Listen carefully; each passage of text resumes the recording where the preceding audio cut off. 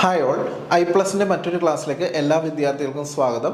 നമ്മളിന്ന് ബാങ്കിങ്ങിൻ്റെ പ്രധാനമായിട്ടുള്ള ബാങ്കിങ് എന്ന് പറയുന്ന ടോപ്പിക്കാണ് നമ്മൾ എടുക്കുന്നത്. നമുക്കറിയാം, മോഡേൺ ബാങ്കിങ്ങിൻ്റെ ഭാഗമായിട്ടുള്ളൊരു ടോപ്പിക്കാണ് ഇലക്ട്രോണിക് ബാങ്കിങ് എന്ന് പറയുന്നത്. നമ്മൾ പുതിയ യുഗത്തിലേക്ക് വരുമ്പോൾ, ബാങ്കിങ്ങിൻ്റെ പുതിയ യുഗത്തിലേക്ക് വരുമ്പോൾ ഇലക്ട്രോണിക് സംവിധാനത്തിലൂടെയാണ് ബാങ്കിങ് ഓപ്പറേഷൻസ് ചെയ്യുന്നത്. അപ്പോൾ ഇതുമായി ബന്ധപ്പെട്ടുള്ള കാര്യങ്ങളെല്ലാം നമ്മൾ അറിഞ്ഞിരിക്കേണ്ടത് വളരെ അത്യാവശ്യമാണ്. നമുക്ക് ടോപ്പിക്കിലേക്ക് പോകാം. ബാങ്കിങ് അഥവാ ഇലക്ട്രോണിക് ബാങ്കിങ്. എന്താണ് ഇലക്ട്രോണിക് ബാങ്കിങ് എന്ന് പറയുന്നത്?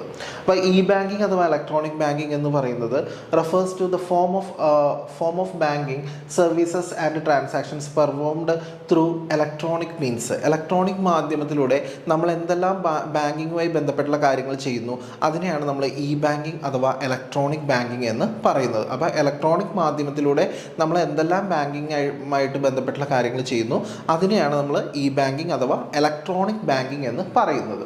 It allows the individual, institutions and business to access their account, transact business or obtain information on various financial products and services through a public and private network including the internet. അപ്പോൾ banking സേവനം എന്ന് പറയുന്നത് ഇൻഡിവിജ്വൽസിനാവാം, വ്യക്തികൾക്കാവാം, ഇൻസ്റ്റിറ്റ്യൂഷൻസിനാവാം, ബിസിനസ്സുകാർക്കാവാം.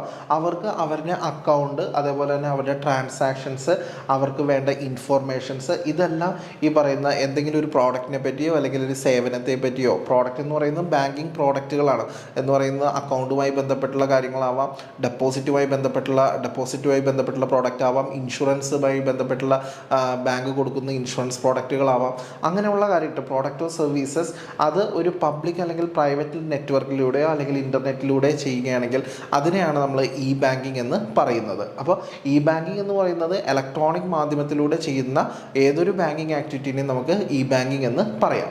Next അടുത്തായിട്ട് നോക്കാം. Electronic banking is also called banking virtual banking. ഓർത്തിരിക്കണം, ഇലക്ട്രോണിക് ബാങ്കിങ്ങിനെ banking അഥവാ വെർച്വൽ ബാങ്കിങ് എന്ന് പറയാം, ഓൺലൈൻ ബാങ്കിങ് എന്ന് പറയാം, ഇൻ്റർനെറ്റ് ബാങ്കിങ് എന്നും പറയാം. അപ്പോൾ ഈ പല പേരുകളിലാണ് അറിയപ്പെടുന്നത്. അപ്പോൾ ബാങ്കിങ്ങിനെ നമുക്ക് ബാങ്കിങ്ങിനെ electronic banking, virtual banking, online banking, internet banking എന്നിങ്ങനെ പല പേരിലാണ് അറിയപ്പെടുന്നത്. It is simply the use of electronic and telecommunication network for delivering the various banking products and services. അപ്പോൾ ബാങ്കിങ് പ്രോഡക്ട്സ് ആൻഡ് സർവീസസ് ആളുകളിലേക്ക് എത്തിക്കാനായിട്ട് ടെലികമ്മ്യൂണിക്കേഷൻ നെറ്റ്വർക്കോ അല്ലെങ്കിൽ electronic മാധ്യമമോ ഉപയോഗിക്കുന്നുണ്ടെങ്കിൽ അതിനെയാണ് നമ്മൾ ബാങ്കിങ് എന്ന് പറയുന്നത്. Through banking the customer can access his account and conduct many transactions using the computer or mobile phones. അപ്പോൾ ഇവിടെ നമുക്ക് പറയുന്ന ബാങ്കിങ്ങിൽ നമുക്ക് കസ്റ്റമറിനെ സംബന്ധിച്ച് കസ്റ്റമറിന് വളരെ എളുപ്പമാണ്. കാരണം ബാങ്കിൻ്റെ ബ്രാഞ്ച് വിസിറ്റ് ചെയ്യേണ്ട, ATM വിസിറ്റ് ചെയ്യേണ്ട, എങ്ങും പോവാതെ തന്നെ അദ്ദേഹത്തിൻ്റെ അക്കൗണ്ടുമായി ബന്ധപ്പെട്ടുള്ള കാര്യങ്ങൾ അറിയാനും അതുപോലെ തന്നെ ഫണ്ടുകൾ ട്രാൻസ്ഫർ ചെയ്യാനും ഒക്കെ സാധിക്കുന്ന ഒരു രീതിയാണ് ബാങ്കിങ് എന്ന് പറയുന്നത്. അത് നമുക്ക് ഇലക്ട്രോണിക് ഡിവൈസസ് ആയിട്ടുള്ള മൊബൈൽ ഫോണുകളോ അല്ലെങ്കിൽ ഈ പറയുന്ന കമ്പ്യൂട്ടറുകളോ ഉപയോഗിച്ചിട്ട് ചെയ്യണമെങ്കിൽ അതിനെയാണ് നമ്മൾ ബാങ്കിങ് എന്ന് പറയുന്നത്. Okay, next electronic banking services include. എന്തെല്ലാം കാര്യങ്ങളാണ് ഇലക്ട്രോണിക് ബാങ്കിങ് സേവനത്തിലുള്ളത് നോക്കാം. ATM and debit card service. ATM debit card services ബാങ്കിങ്ങിൻ്റെ ഭാഗമാണ്. ഓൺലൈൻ ബാങ്കിങ് സേവനങ്ങൾ ഇത് ബാങ്കിൻ്റെ ഭാഗമാണ്. മൊബൈൽ ബാങ്കിങ്, ബാങ്കിങ് എന്നാണ് നമ്മൾ മൊബൈൽ ബാങ്കിങ്ങിന് പറയുന്നത്, അല്ലെങ്കിൽ ഫോൺ ബാങ്കിങ് എന്ന് പറയാം, അതും ഇതിൻ്റെ ഭാഗമാണ്. SMS ബാങ്കിങ് നിങ്ങൾക്കറിയാം, നമ്മളിപ്പോൾ ഒരു ATM കയറി നമ്മൾ അതിൽ നിന്നും പണം പിൻവലിച്ചാലും നമ്മളുടെ അക്കൗണ്ടിൽ നിന്ന് പോയ പണം എത്രയാണെന്നും അതിൻ്റെ വിശദമായിട്ടുള്ള വിവരങ്ങൾ നമുക്ക് എന്തൊരു ATMത്തിൽ നടന്ന കാര്യങ്ങൾ SMS ആയിട്ട് നമുക്ക് വരുന്നു. അതേപോലെ തന്നെ ബാങ്കുമായിട്ട് ബന്ധപ്പെട്ടുള്ള നമുക്ക് പണം പിൻവലിക്കുന്നതും പണം ഇടുന്നതും എല്ലാം തന്നെ നമുക്ക് SMS ആയിട്ട് വരുന്നുണ്ട്. അതിനെയാണ് നമ്മൾ SMS ബാങ്കിങ് എന്ന് പറയുന്നത്. ഫണ്ട് ട്രാൻസ്ഫർ സേവനങ്ങൾ, നമുക്ക് മൊബൈൽ വഴി ഫണ്ട് ട്രാൻസ്ഫർ സേവനങ്ങളുണ്ട്. NPCI എന്ന് പറയുന്ന പേയ്മെൻറ്റുമായി ബന്ധപ്പെട്ടുള്ള സ്ഥാപനം നമ്മൾ പഠിച്ചതാണ്. അതേപോലെ UPI പഠിച്ചാണ്. അപ്പോൾ ഇതൊക്കെ ആയിട്ട് ബന്ധപ്പെട്ടുള്ള ഫണ്ട് ട്രാൻസ്ഫർ, RTGS, നെഫ്റ്റ് പോലെ തന്നെ നമുക്ക് ഫണ്ട് ട്രാൻസ്ഫർ നമുക്ക് മൊബൈലിൽ നിന്ന് തന്നെ ചെയ്യാവുന്ന രീതിയുണ്ട്. അതുപോലെ തന്നെ പോയിന്റ് ഓഫ് സെയിൽ ബാങ്കിങ്, നമുക്ക് ഒരു സ്ഥലത്ത് സാധനങ്ങൾ മേടിക്കാനായിട്ട് നമുക്ക് ബാങ്കിങ് ഉപയോഗിക്കാം. അപ്പോൾ ഇതൊക്കെയാണ് പ്രധാനമായിട്ട് ബാങ്കിങ് സർവീസസ് ആയിട്ട് പറയാം. അപ്പോൾ ബാങ്കിങ് സർവീസിൽ ATM and debit card service വരും, ഓൺലൈൻ ബാങ്കിങ് സേവനങ്ങൾ വരും, മൊബൈൽ ബാങ്കിങ് അഥവാ ഫോൺ ബാങ്കിങ് വരും, SMS ബാങ്കിങ് വരും, ഫണ്ട് ട്രാൻസ്ഫർ സേവനങ്ങൾ വരും, അതുപോലെ തന്നെ പോയിന്റ് ഓഫ് സെയിൽ ബാങ്കിങ് വരും. നെക്സ്റ്റ് അടുത്തത് importance of e banking. E ബാങ്കിങ്ങിൻ്റെ ഇമ്പോർട്ടൻസ് ബാങ്കുകളെ എങ്ങനെയാണ് ബാധിക്കുന്നത്, അല്ലെങ്കിൽ ബാങ്കുകൾക്ക് എന്താണ് അതുകൊണ്ടുള്ള പ്രയോജനം നോക്കാം. ലെസ്സർ ട്രാൻസാക്ഷൻ കോസ്റ്റ് കുറവാണ്. ഇപ്പോൾ ബാങ്കിനെ സംബന്ധിച്ച് ബാങ്കിൽ അവർക്ക് പെയിൻ സ്ലിപ്പ് അടിച്ചു വെക്കണ്ട, അതുപോലെ അവർക്ക് പേപ്പർ വർക്കുകളില്ല. പേപ്പർലെസ് വർക്കുകളാണ് ഈ ബാങ്കിൽ കൂടുതലായിട്ടുള്ളത്. അപ്പോൾ അവർക്ക് ട്രാൻസാക്ഷൻ കോസ്റ്റ് വളരെ കുറവാണ്. അപ്പോൾ ലെസ്സർ ട്രാൻസാക്ഷൻ കോസ്റ്റ് എന്ന് പറയുന്നത് ഈ ഒരു സ്കീമിൻ്റെ ഒരു മേന്മയാണ്. അതേപോലെ തന്നെ reduced margin of human errors കുറവായിരിക്കും. കാരണം അവിടെ ക്ലറിക്കലായിട്ടുള്ള വർക്കുകളൊന്നും ഈ ബാങ്കിൽ വരുന്നില്ല. അവിടെ കസ്റ്റമർ നേരിട്ട് തൻ്റെ മൊബൈലിലൂടെ അല്ലെങ്കിൽ തൻ്റെ ലാപ്ടോപ്പിലൂടെയോ കമ്പ്യൂട്ടറിലൂടെയാണ് കാര്യങ്ങൾ ചെയ്യുന്നത്. അപ്പോൾ അവിടെ ക്ലറിക്കൽ എറേഴ്സ് അല്ലെങ്കിൽ ഹ്യൂമൻ എറേഴ്സ് ക്രമാതീതമായിട്ട് കുറവായിരിക്കും. ഇനി ഞാൻ നേരത്തെ പറഞ്ഞല്ലോ, ലെസ് പേപ്പർ വർക്ക് കുറവായിരിക്കും. വലിയ ലെഡ്ജർ ബുക്കുകളോ ഈ പറയുന്ന പെയിൻ സ്ലിപ്പോ ചെക്കോ അങ്ങനെയുള്ള കാര്യങ്ങളൊന്നും ഈ ബാങ്കിൽ വരുന്നില്ല. നമ്മൾ ഒരാൾക്ക് പൈസ അയച്ചു കൊടുക്കാനുണ്ടെങ്കിൽ അത് ഗൂഗിൾ പേ വഴിയോ അല്ലെങ്കിൽ Paytm വഴിയോ അല്ലെങ്കിൽ എന്താണ് സംവിധാനം, ആ സംവിധാനം വഴിയാണ് നമ്മൾ അയച്ചു കൊടുക്കുന്നത്. അപ്പോൾ അവിടെ പേപ്പർ പോലും വരുന്നില്ല. അതുപോലെ തന്നെ റെഡ്യൂസ്ഡ് ഫിക്സഡ് കോസ്റ്റുകൾ കുറവായിരിക്കും. ബാങ്കിനെ സംബന്ധിച്ച് ബാങ്കിന് ഒരു പ്രമിസസ്, ഈ ബാങ്കിന് വേണ്ടിയിട്ട് ഒരു പ്രത്യേക പ്രമിസസ് വേണ്ട, ഒരു ബ്രാഞ്ച് വേണ്ട. അപ്പോൾ അതൊന്നും ആവശ്യമില്ല. അപ്പോൾ അവിടെ ബാങ്കിൻ്റേതായിട്ടുള്ള ഫിക്സഡ് കോസ്റ്റുകൾ ബാങ്കിന് കുറയുന്നു. മോർ ലോയൽ കസ്റ്റമേഴ്സ്, കൂടുതൽ ലോയലായിട്ടുള്ള കസ്റ്റമേഴ്സ് കിട്ടുന്നു. കാരണം കൂടുതൽ കസ്റ്റമേഴ്സ് ഈ ബാങ്കിങ് സേവനവുമായിട്ട് ബന്ധപ്പെട്ട്, കാരണം ഇന്നത്തെ പുതിയ തലമുറ കൂടുതലും ഇലക്ട്രോണിക് ഡിവൈസസുമായിട്ട് ബന്ധപ്പെട്ട് അവർക്ക് കാര്യങ്ങളൊക്കെ നന്നായിട്ട് അറിയാവുന്നതുകൊണ്ട് അവരും കൂടുതൽ ചൂസ് ചെയ്യുന്നത് ഈ ബാങ്ക് ആയിരിക്കും. അപ്പോൾ അത്തരത്തിലുള്ള കസ്റ്റമേഴ്സ് ലോയലായിരിക്കും. ഇനി saves time, man power and resource of the bank. അപ്പോൾ ഇവിടെ സമയം നമുക്ക് കളയാതെ കാര്യങ്ങൾ ചെയ്യാൻ സാധിക്കും. അധികം മാൻ പവർ വേണ്ട. അതുപോലെ തന്നെ റിസോഴ്സസ്, വളരെ കുറച്ച് റിസോഴ്സസ് മതി. അപ്പോൾ ഇതൊക്കെയാണ് ഈ ബാങ്കിൻ്റെ ബാങ്കുമായി ബാങ്കിന് ഈ ബാങ്കിങ് ചെയ്യുന്നതിലൂടെയുള്ള പ്രയോജനങ്ങൾ എന്ന് പറയുന്നത് ഇതെല്ലാമാണ്. അപ്പോൾ നമുക്കൊന്നുകൂടെ നോക്കാം. Lesser transaction cost, reduce margin for human errors കുറവായിരിക്കും. അതുപോലെ lesser paper works, reduced fixed cost, more loyal customers ആയിരിക്കും. പിന്നെ സമയം നമുക്ക് സേവ് ചെയ്യാനായിട്ട് സാധിക്കും, മാൻ പവർ സേവ് ചെയ്യാൻ പറ്റും, റിസോഴ്സുകൾ സേവ് ചെയ്യാനായിട്ട് സാധിക്കും. ഇനി importance of e banking to the കസ്റ്റമേഴ്സിന് എങ്ങനെയാണ് ഇ ബാങ്കിങ് ഇമ്പോർട്ടൻസ്, അവർക്ക് എങ്ങനെയാണ് ഇതിൻ്റെ ഗുണമെന്ന് നോക്കാം. കസ്റ്റമറെ സംബന്ധിച്ച് ഇ ബാങ്കിങ് ചെയ്യുമ്പോൾ ബാങ്കിൻ്റെ ബ്രാഞ്ച് വിസിറ്റ് ചെയ്യേണ്ട, എത്തി ചെല്ലണ്ട. അപ്പോൾ അങ്ങനെ വരുമ്പോൾ കൂടുതൽ കൺവീനിയൻസ് ആണ്. അതുപോലെ lower cost of transaction cost കസ്റ്റമർക്കും കുറവായിരിക്കും. അതുപോലെ തന്നെ നോ ജോഗ്രഫിക്കൽ ബാരിയേഴ്സ്, ഇവിടെ ജോഗ്രഫിക്കൽ ബാരിയേഴ്സ് ഇല്ല. കാരണം നമുക്കിപ്പോൾ ബ്രാഞ്ച് ഒരു 3 കിലോമീറ്റർ അപ്പുറമാണ്, 4 കിലോമീറ്റർ അപ്പുറം ഒക്കെ ആണെന്നുണ്ടെങ്കിൽ നമ്മൾ അവിടെ ചെല്ലണം. അങ്ങനെയുള്ള ജോഗ്രഫിക്കൽ ബാരിയേഴ്സ് ഒന്നും തന്നെ ഇവിടെ ഈ ബാങ്കിങ് ചെയ്യുമ്പോൾ നമുക്ക് ഇല്ല. നമ്മുടെ കയ്യിൽ ഒരു ഇലക്ട്രോണിക് ഡിവൈസ് അല്ലെങ്കിൽ ഫോൺ ബാങ്കിങ്ങോ അല്ലെങ്കിൽ ഇൻ്റർനെറ്റ് ബാങ്കിങ്ങുമായിട്ട് ബന്ധപ്പെട്ട് നമുക്കൊരു ലാപ്ടോപ്പോ അല്ലെങ്കിൽ ഒരു PC വേണം എന്നല്ലാതെ മറ്റൊന്നും ആവശ്യമില്ല. അപ്പോൾ ഇവിടെ ഈ ബാങ്കിങ്ങുമായിട്ട് ബന്ധപ്പെട്ടുള്ള കസ്റ്റമർക്കുള്ള ബെനിഫിറ്റ് എന്ന് പറയുന്നത് കൺവീനിയൻസ്, അതുപോലെ lower cost of transaction, no geographical barriers. Okay, ഇനി റിസ്ക് ഇൻ ഇ ബാങ്കിങ്. നമുക്കറിയാം പുതിയ ഒരു രീതി അല്ലെങ്കിൽ ബാങ്കിൻ്റെ പുതിയൊരു രീതിയാണ് ഇ ബാങ്കിങ് എന്ന് പറയുന്നത്. കമ്പ്യൂട്ടറൈസേഷൻ ഓഫ് ബാങ്ക്സ് വന്നതിന് ശേഷം ഏറ്റവും വലിയൊരു മാറ്റം 2010 കാലഘട്ടം തുടങ്ങിയാണ് ഇ ബാങ്കിങ് കൂടുതലായിട്ട് വന്നു തുടങ്ങിയത്. അപ്പോൾ അതിനകത്ത് അതിനകത്ത് പലവിധ റിസ്കുകളുണ്ട്. അപ്പോൾ എന്തൊക്കെ റിസ്കുകളാണ് ഈ ബാങ്കിങ്ങുമായിട്ട് ബന്ധപ്പെട്ട് നമുക്ക് നഷ്ടസാധ്യതകളുള്ളത് എന്നുള്ളത് നോക്കാം. Electronic banking offers the lot of benefit to the individual customers, business banks. അപ്പോൾ ഇവിടെ ഇലക്ട്രോണിക് ബാങ്കിങ് ഇൻഡിവിജ്വൽ കസ്റ്റമേഴ്സിന് ഒരുപാട് ഗുണം ചെയ്യുന്നുണ്ട്, ബിസിനസ്സുകാർക്ക് ഒരുപാട് ഗുണം ചെയ്യുന്നുണ്ട്, അതുപോലെ തന്നെ മറ്റ് ബാങ്കുകൾക്കും ഗുണം ചെയ്യുന്നുണ്ട്. However one should not ignore the risk. പക്ഷേ നമുക്ക് റിസ്ക് എന്ന് പറയുന്നത്, വെർച്വൽ ബാങ്കിൽ റിസ്ക് എന്ന് പറയുന്നത് നമുക്ക് എന്ത് ചെയ്യാൻ പറ്റില്ല, ഇഗ്നോർ ചെയ്യാൻ പറ്റില്ല. അതിൻ്റേതായ നഷ്ടസാധ്യതകളുണ്ട്. Major risk involve in e banking are. ഇപ്പോൾ പ്രധാനമായിട്ടുള്ള എന്തെല്ലാം റിസ്കുകളാണ് ഇ ബാങ്കിങ്ങുമായിട്ട് ബന്ധപ്പെട്ടുള്ളത് നമുക്ക് നോക്കാം. First one, operational risk. ഇപ്പോൾ നമുക്ക് ഓരോ റിസ്ക് നമ്മൾ നോക്കുകയാണ്. Operation risk, reputational risk, legal risk, money laundering risk, cross border risk, legal and regulatory risk, credit risk, strategic risk, other risk. അപ്പോൾ ഏതെല്ലാം തരം റിസ്കുകളാണുള്ളത് നോക്കാം. ഈ ബാങ്കിങ്ങുമായിട്ട് ബന്ധപ്പെട്ടുള്ള റിസ്കുകൾ: operational risk, reputational risk, legal risk, money laundering risk, cross border risk, legal and regulatory risk, credit risk, strategic risk, അതുപോലെ തന്നെ അതർ റിസ്കുകൾ, മറ്റ് റിസ്കുകൾ. അപ്പോൾ ഇനി ഇതുമായിട്ട് ബന്ധപ്പെട്ടുള്ള റിസ്കുകൾ ഓരോന്നും നമുക്ക് നോക്കാം. എങ്ങനെയാണ് ഈ റിസ്കുകൾ ഓരോന്നും വരുന്നതെന്ന് നോക്കാം. Operational risk or transaction risk is the most common type of risk. അപ്പോൾ ഏറ്റവും കോമൺ ആയിട്ടുള്ള, ഏറ്റവും സർവ്വസാധാരണമായിട്ടുള്ള നഷ്ടസാധ്യത അല്ലെങ്കിൽ റിസ്ക് ആണ് ഓപ്പറേഷണൽ റിസ്ക് എന്ന് പറയുന്നത്. അപ്പോൾ ഓപ്പറേഷൻ റിസ്ക് ഏതെല്ലാം രീതിയിലാണ് ഓപ്പറേഷൻ റിസ്ക് വരുന്നത് നോക്കാം. നോക്കിയേ, ഇൻകറക്റ്റ് ട്രാൻസാക്ഷൻ പ്രോസസ്സിങ്. ആദ്യമായിട്ട് ട്രാൻസാക്ഷൻ ഇൻകറക്റ്റ് ആയിട്ട് പ്രോസസ്സ് ചെയ്യുക, അതിലൂടെ വരാം. Compromises in the integrity of data privacy and confidentiality. അപ്പോൾ ഡാറ്റയിൽ വരുന്ന ഡാറ്റ പ്രൈവസിയോ അല്ലെങ്കിൽ ഡാറ്റ ഇൻറ്റഗ്രിറ്റിയോ അല്ലെങ്കിൽ ഡാറ്റയുടെ കോൺഫിഡൻഷ്യാലിറ്റിയോ അതുമൂലം വരുന്ന റിസ്ക് വരാം. അൺഓതറൈസ്ഡ് ആയിട്ടുള്ള ബാങ്കിങ് സിസ്റ്റത്തിലേക്കുള്ള അൺഓതറൈസ്ഡ് ആയിട്ടുള്ള മറ്റുള്ള ആൾക്കാരുടെ കടന്നുകയറ്റം, അവർ അൺഓതറൈസ്ഡ് ആയിട്ട് ആക്സസ് ചെയ്യുക. അതേപോലെ നോൺ എൻഫോഴ്സിബിലിറ്റി ഓഫ് കോൺട്രാക്റ്റ് കരാർ കറക്റ്റായിട്ട് എൻഫോഴ്സ് ചെയ്യാതിരിക്കുക.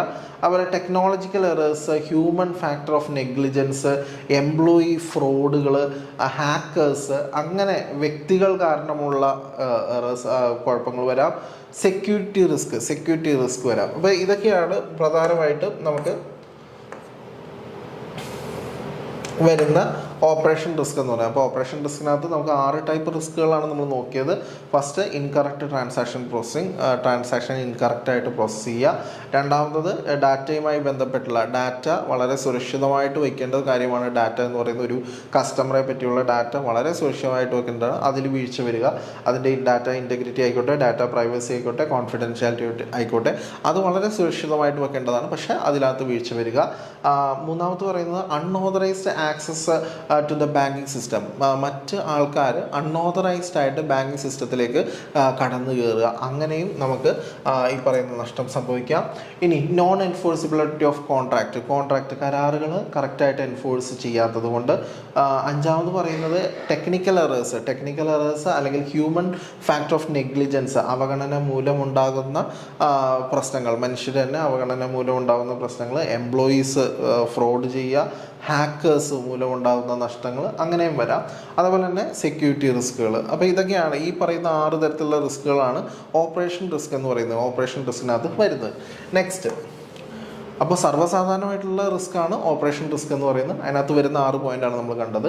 അടുത്തത് റെപ്യൂട്ടേഷണൽ റിസ്ക് എന്ന് പറയുന്നത്. When it comes to the electronic banking, if a bank fails to perform the critical functions or not working according to the expectations of the customer, then it faces the risk of loss of reputation. അപ്പോൾ ഇവിടെ customer അദ്ദേഹത്തിന് ഈ പറയുന്ന electronic banking സേവനങ്ങൾ പ്രവർത്തിക്കാനായിട്ട് അദ്ദേഹം വിചാരിക്കുന്ന ഒരു തലമുണ്ട്. ആ ഒരു തലത്തിലേക്ക് ബാങ്കിങ് സേവനങ്ങൾ എത്തുന്നില്ല. പ്രധാനമായിട്ടും സ്പീഡ് കുറവ്, അല്ലെങ്കിൽ ട്രാൻസാക്ഷൻ ചെയ്തുകൊണ്ടിരിക്കുമ്പോൾ ബ്ലോക്കായി പോവുക, അല്ലെങ്കിൽ അത് എന്താ പറയുക സ്ലോ ആയി പോവുക. അപ്പോൾ അങ്ങനെയൊക്കെ കസ്റ്റമർ വിചാരിക്കുന്ന ആ രീതിയിലേക്ക് ഈ പറയുന്ന ഓൺലൈൻ ബാങ്കിങ് എത്തുന്നില്ല. അപ്പോൾ അങ്ങനെ വരികയാണെന്നുണ്ടെങ്കിൽ അതിന് വിളിക്കുന്ന പേരാണ് റെപ്യൂട്ടേഷണൽ റിസ്ക് എന്ന് പറയുന്നത്. അപ്പോൾ കസ്റ്റമർ പ്രതീക്ഷിക്കുന്ന ഒരു സ്പീഡുണ്ട്. ഇപ്പോൾ ബാങ്കിൻ്റെ സെർവറുമായിട്ട് ബന്ധപ്പെട്ട് ബാങ്ക് നല്ല സ്പീഡുള്ള രീതിയിലാണെന്നുണ്ടെങ്കിൽ നമ്മൾ എക്സ്പെക്ട് ചെയ്യുന്ന രീതിയിനേക്കാൾ വളരെ വേഗതയിൽ ട്രാൻസാക്ഷൻ ചെയ്യാനായിട്ട് സാധിക്കും. ഇപ്പോൾ നിങ്ങൾ തന്നെ ഇപ്പോൾ എവിടെയെങ്കിലും ഒരു UPI പേയ്മെൻറ്റ് ചെയ്യാനായിട്ട് പോകുമ്പോൾ വളരെ സ്ലോ ആണെന്നുണ്ടെങ്കിൽ നമുക്ക് തന്നെ വളരെ ഇറിറ്റേറ്റഡ് ആയിട്ട് തോന്നാം. അപ്പോൾ അങ്ങനെ നമുക്ക് ഈ പറയുന്ന ഒരു കസ്റ്റമറെ സംബന്ധിച്ച് വളരെ അദ്ദേഹത്തിന് ഈ പറയുന്ന ബാങ്കിങ് സേവനത്തിൽ അദ്ദേഹം ഒരു എക്സ്പെക്റ്റേഷൻ പ്രതീക്ഷിക്കുന്നുണ്ട്. അപ്പോൾ അതുമായി ബന്ധപ്പെട്ട് വരുന്നതാണ് റെപ്യൂട്ടേഷൻ റിസ്ക് എന്ന് പറയുന്നത്. This eventually leads to loss of funding customers. അപ്പോൾ അങ്ങനെ വരുന്ന സമയത്ത് ഈ പറയുന്ന കസ്റ്റമേഴ്സിനെ നഷ്ടപ്പെടാം എന്നുള്ളതാണ് ഉദ്ദേശിക്കുന്നത്. കസ്റ്റമേഴ്സിനെ നഷ്ടപ്പെടാം, കാരണം അവർ കുറച്ചും കൂടി നല്ല ഓൺലൈൻ സേവനങ്ങൾ നൽകുന്ന ബാങ്കുകൾ സെലക്ട് ചെയ്യും. Next one, legal risk. Whenever there is a violation of law, regulations or prescribed practices, or when the legal rights or obligations of any parties to the transaction are not established, then there is the legal risk involved. അപ്പോൾ ഇവിടെ ഒരു നിയമം തെറ്റായിട്ട് അല്ലെങ്കിൽ അത് violate ചെയ്യുക, അതുപോലെ തന്നെ റെഗുലേഷൻസ് വയലേറ്റ് ചെയ്യുക, പ്രിസ്ക്രൈബ്ഡ് പ്രാക്ടീസിന് അനുസൃതമല്ലാതെ നടക്കുക. അപ്പോൾ അങ്ങനെയൊക്കെ വരുന്ന റിസ്കിനെ വിളിക്കുന്ന പേരാണ് ലീഗൽ റിസ്ക് എന്ന് പറയുന്നത്. Next one, money laundering risk. All transaction through the banking channels are done remotely. നമുക്കറിയാം വിദൂരതയിൽ നിന്നുകൊണ്ടാണ് ബാങ്കിങ് സേവനങ്ങൾ ചെയ്യുന്നത്. അപ്പോൾ അവിടെ therefore it is difficult to use the traditional method to detect the prevent the criminal activities. അപ്പോൾ ഇവിടെ ബാങ്കിനെ സംബന്ധിച്ച് എവിടെയാണ് കസ്റ്റമർ ഇരിക്കുന്നത് എന്ന് ബാങ്കിന് അറിയാൻ പറ്റില്ല. കാരണം ഒരു മൊബൈൽ ഫോൺ ഉണ്ടെങ്കിലോ ഒരു ഇൻ്റർനെറ്റ് സേവനം ഉണ്ടെന്നുണ്ടെങ്കിലോ അവിടെ ഈ ബാങ്കിങ് ട്രാൻസാക്ഷൻസ് ചെയ്യാനായിട്ട് സാധിക്കും. അപ്പോൾ അവിടെ കസ്റ്റമർ എവിടെ നിന്നാണെന്നോ കസ്റ്റമർ എങ്ങനെയാണോ ഓപ്പറേറ്റ് ചെയ്യുന്നതെന്നോ ബാങ്കിന് അറിയാനായിട്ട് സാധിക്കില്ല. അപ്പോൾ അങ്ങനെ വരുമ്പോൾ ഈ പറയുന്ന ക്രിമിനൽ ആക്ടിവിറ്റീസ് പ്രിവെൻറ്റ് ചെയ്യാനായിട്ട് സാധിക്കില്ല. അത് പ്രധാനമായിട്ടും ഈ പറഞ്ഞ മണി ലോണ്ടറിങ് ആയിട്ട് ബന്ധപ്പെട്ടുള്ള റിസ്കുകൾ, ആൻറ്റി ടെററിസം ആക്ടിവിറ്റീസ്, അങ്ങനെ ഒത്തിരി കാര്യങ്ങൾ ഇതിനകത്ത് വരുന്നതാണ്, മണി ലോണ്ടറിങ് റിസ്കിനകത്ത് വരുന്നതാണ്. അടുത്തത് നെക്സ്റ്റ് വൺ വരുന്നത് അതിനകത്ത് നമ്മൾ FUIൻ്റെ ഒക്കെ നമ്മൾ അതിനകത്താണ് പഠിക്കുന്നത്. FUIൻ്റെ പോലുള്ള കാര്യങ്ങൾ അതിനകത്താണ് നമ്മൾ പഠിക്കുന്നത്. അത് മണി ലോണ്ടറിങ് റിസ്കുമായിട്ട് ബന്ധപ്പെട്ട് ഉള്ള ഏജൻസികളിൽ FUIൻ്റെ ഒക്കെ നമ്മൾ പഠിച്ചതാണ്. നെക്സ്റ്റ് വൺ, അഞ്ചാമത്തെ point, cross border risk. The core idea of electronic banking is to extend to the geographical reach of both banks as well as the customer. അപ്പോൾ ഇവിടെ കസ്റ്റമറിന് വിദേശത്ത് പോയാൽ നമുക്കറിയാം, നമുക്കിപ്പോൾ ഡെബിറ്റ് കാർഡൊക്കെ കിട്ടുകയാണെങ്കിൽ അല്ലെങ്കിൽ ATM കാർഡൊക്കെ കിട്ടുകയാണെങ്കിൽ ഡൊമസ്റ്റിക് ആയിട്ടുള്ള ഡെബിറ്റ് കാർഡ് ഉണ്ട്, അതേപോലെ തന്നെ ഇൻ്റർനാഷണൽ ആയിട്ടുള്ള. അപ്പോൾ ക്രോസ് ബോർഡർ ട്രാൻസാക്ഷൻസ് സാധ്യമാവുന്ന രീതിയിലാണ് ഇപ്പോൾ നമുക്ക് ബാങ്കുകൾ പല സേവനങ്ങളും ചെയ്യുന്നത്. അപ്പോൾ അതിൻ്റെ ഗുണം ബാങ്കുകൾക്കുണ്ട്, അതേപോലെ തന്നെ കസ്റ്റമേഴ്സിനുണ്ട്. This means that the expansion goes beyond the national borders. അപ്പോൾ അതിൻ്റെ അർത്ഥം എന്താണെന്ന് വെച്ചിട്ടുണ്ടെങ്കിൽ നാഷണൽ ബോർഡേഴ്സിന് അപ്പുറത്തേക്ക് ഈ പറയുന്ന ട്രാൻസാക്ഷൻസ് പോകുന്നുണ്ട്. This leads to the several cross border risk. അപ്പോൾ അങ്ങനെ വരുമ്പോൾ ക്രോസ് ബോർഡർ റിസ്കുകൾ കൂടുതലായിരിക്കും. കാരണം ഈ പറയുന്ന രാജ്യത്തിനപ്പുറത്ത് ഈ കസ്റ്റമർ എന്ത് സാധനങ്ങൾ മേടിക്കുന്നു അല്ലെങ്കിൽ അതിന് ഏത് രീതിയിലാണ് പേയ്മെൻറ്റ് കൊടുക്കുന്നത്, അവിടെ എന്തെങ്കിലും ഈ പറയുന്ന തകരാറുകൾ സംഭവിക്കാം. അപ്പോൾ അതുമൂലം അയാൾക്ക് പണം നഷ്ടപ്പെടാം. അത് തന്നെയാണ് നമ്മൾ ക്രോസ് ബോർഡർ റിസ്കുകൾ എന്ന് പറയുന്നത്. Next one, legal and regulatory risk. There is a possibility about the uncertainty regarding the legal requirement in certain countries and jurisdiction ambiguous of the different national borders. ചില രാജ്യങ്ങളിൽ ഈ ബാങ്കിങ് എന്ന് പറയുന്ന സേവനങ്ങൾ അത് expand ചെയ്തിട്ടില്ല, അല്ലെങ്കിൽ അത് പൂർണ്ണമായിട്ടും അവർക്ക് അതിനെപ്പറ്റിയുള്ള അവയർനെസ് ഉണ്ടാവില്ല, അതിൻ്റെ ഒരു നിയമങ്ങൾ ഉണ്ടാവില്ല. അപ്പോൾ അങ്ങനെ വരുന്ന റിസ്കുകളെയാണ് നമ്മൾ ലീഗൽ ആൻഡ് റെഗുലേറ്ററി റിസ്ക് എന്ന് പറയുന്നത്. Next one, credit risk. വായ്പ കൊടുക്കുന്നത് മൂലം ഉണ്ടാകുന്ന റിസ്ക്കാണ് ക്രെഡിറ്റ് റിസ്ക് എന്ന് നമ്മൾ നേരത്തെ ക്ലാസ്സിൽ പഠിച്ചിട്ടുണ്ട്. Cross border transaction can increase the credit risk. അപ്പോൾ ക്രോസ് ബോർഡർ ട്രാൻസാക്ഷൻസ് ചെയ്യുന്നതിലൂടെ ക്രെഡിറ്റ് റിസ്കുകൾ കൂടാം. This is because it is difficult to appraise the application for loan from the customers in different country. അപ്പോൾ പല രാജ്യങ്ങളിൽ നിന്നുള്ള കസ്റ്റമേഴ്സിൻ്റെ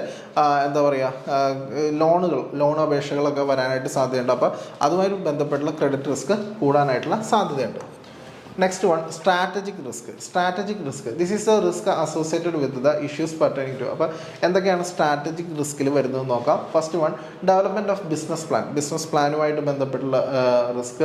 having the sufficiency resource available to support the business plan. അപ്പോൾ business പ്ലാനിനെ support ചെയ്യാനായിട്ടുള്ള sufficient resource available ആണോ, അതുമായി ബന്ധപ്പെട്ട് റിസ്ക് വരാം.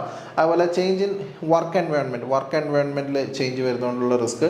ടെക്നോളജിയിൽ മാറ്റം വരുന്നതുകൊണ്ടുണ്ടാകുന്ന റിസ്ക്. അപ്പോൾ ഇതൊക്കെയാണ് സ്ട്രാറ്റജിക് റിസ്കിനകത്ത് വരുന്നത്. അപ്പോൾ സ്ട്രാറ്റജിക് റിസ്കിനകത്ത് വരുന്നത് development of business plan development ചെയ്യുന്നതിലൂടെ, അതുപോലെ തന്നെ സഫിഷ്യൻ്റ് ആയിട്ടുള്ള റിസോഴ്സുകളിൽ സപ്പോർട്ട് ഇല്ലാതെ വരുന്നതിലൂടെ, വർക്കിംഗ് എൻവയോൺമെൻറ്റിൽ ചേഞ്ച് വരുന്നതിലൂടെ, ടെക്നോളജിയിൽ വരുന്ന ചേഞ്ചിലൂടെ. Next one, other risk. Other risk എന്ന് പറയുന്നത് the other risk of e banking are same as those traditional banking like credit risk, liquidity risk, interest rate risk, market risk. അപ്പോൾ other റിസ്കിനകത്ത് ഈ പറയുന്ന എല്ലാ റിസ്കുകളും വരും. ക്രെഡിറ്റ് റിസ്ക് വരാം, അതുപോലെ തന്നെ ലിക്വിഡിറ്റി റിസ്ക് വരാം, ഇൻട്രസ്റ്റ് റേറ്റ് റിസ്ക് വരാം, മാർക്കറ്റ് റിസ്ക് വരാം എന്ന് പറയുന്ന എല്ലാ ടൈപ്പ് റിസ്കുകളും വരുന്നതാണ് അതർ റിസ്കിനകത്ത്. ഓക്കെ, അപ്പോൾ ഇതൊക്കെയാണ് ഈ ബാങ്കിങ് റിസ്കുകൾ എന്ന് പറയുന്നത്. ഇനി RBIയുടെ റെക്കമെൻഡേഷൻസ്, ഇലക്ട്രോണിക് ബാങ്കിങ്ങുമായിട്ട് ബന്ധപ്പെട്ട് RBIയുടെ റെക്കമെൻഡേഷൻസ് എന്തൊക്കെയാണെന്ന് നോക്കാം.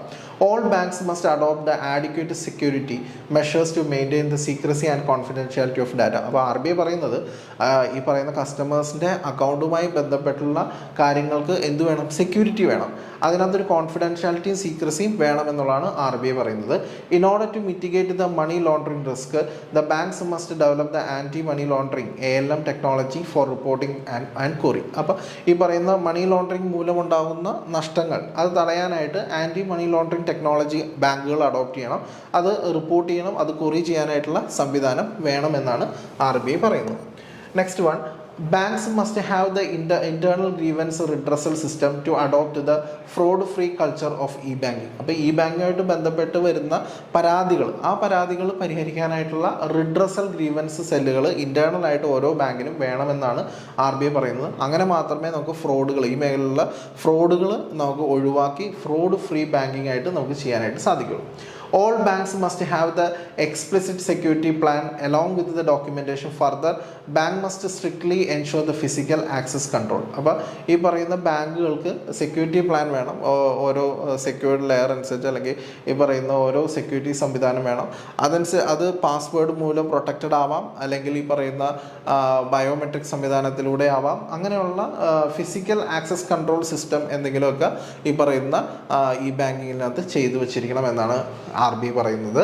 Banks must adopt the extensive E banking network so that rural and remote areas of the country can also benefit. അപ്പോൾ ഇവിടെ ബാങ്കുകൾ ഇ ബാങ്കിങ് സേവനം എക്സ്റ്റെൻസീവായിട്ട് കൊടുക്കണം. കാരണം റൂറൽ മേഖലയിലും അതേപോലെ തന്നെ റിമോട്ടായിട്ടുള്ള മേഖലയിലുള്ള ആൾക്കാർക്കും ഈ ബാങ്കിങ് സേവനങ്ങൾ ലഭ്യമാക്കാൻ വേണ്ടിയിട്ടുള്ള കാര്യങ്ങൾ ബാങ്കുകൾ ചെയ്യണമെന്നാണ് RB പറയുന്നത്. ഓക്കെ, അപ്പോൾ ഇതൊക്കെയാണ് പ്രധാനമായിട്ടും RBIയുടെ ഇ ബാങ്കിങ് റെക്കമെൻഡേഷൻസ് എന്ന് പറയുന്നത്. അപ്പോൾ ഇ ബാങ്കിൻ്റെ ഭാഗം പുതിയ ഒരു പാഠഭാഗമാണ് ബാങ്കിങ്ങിനെ സംബന്ധിച്ച്. അപ്പോൾ എല്ലാവരും അത് ക്ലാസ്സുകൾ കണ്ട് മനസ്സിലാക്കുക. മറ്റൊരു ഭാഗമായിട്ട് മറ്റൊരു ക്ലാസ്സുമായിട്ട് അടുത്ത ക്ലാസ്സിൽ കാണാം. താങ്ക്